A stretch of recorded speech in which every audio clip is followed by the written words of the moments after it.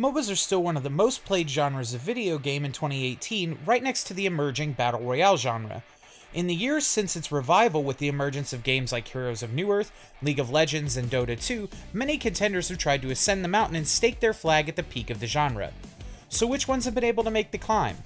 I'm Colton for MMOHuts.com, and here's our top MOBAs list for 2018. In no particular order, of course.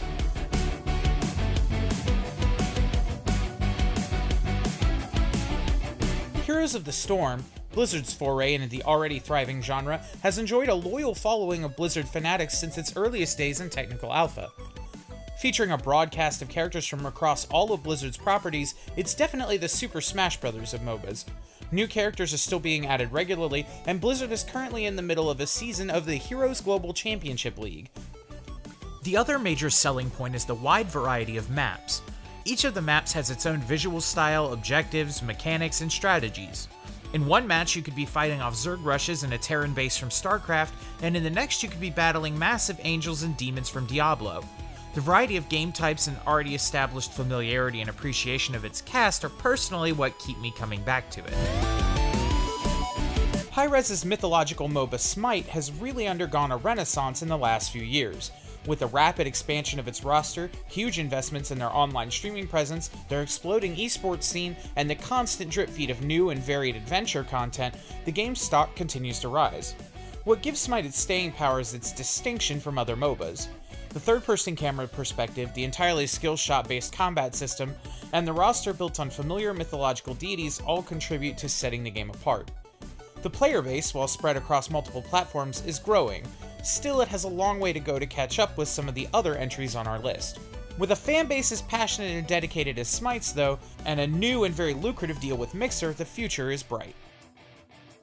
Vainglory, the only mobile MOBA to make the list, is one that at first glance could easily be mistaken for one of its PC contemporaries. It's a fantastic looking MOBA for tablets and phones with a steadily growing roster and, compared to some of the other entries on the list, an incredible sense of balance. In my opinion, that dedication to maintaining a balanced experience is part of the reason Vainglory is so widely recognized in the mobile gaming space. The team behind it paces the launch of Heroes far enough apart to give ample time for quality assurance and balance testing before they're released into the wild. This change is a far cry from the release it broken and fix it later method of roster development that most games in the genre fall prey to. The team's focus on how the game is built bleeds over into every aspect of its design as well. The map and controls were built from the ground up with mobile in mind, as opposed to being copy-pasted from an existing PC game. The game also has built a strong focus on community, with community-influenced hero changes, updates, and even community-influenced hero designs. It's clear that Vainglory is a labor of love, as opposed to a quick cash-in on the MOBA craze. As I'm sure many of you know, Battlerite is a reimagining of the now-defunct game Bloodline Champions. Bloodline Champions, and by extension Battlerite, is one of the oldest MOBAs to put a focus solely on teamfighting and skill shots. Every skill in this game, like in Smite that would come later, is a skill shot that must be aimed.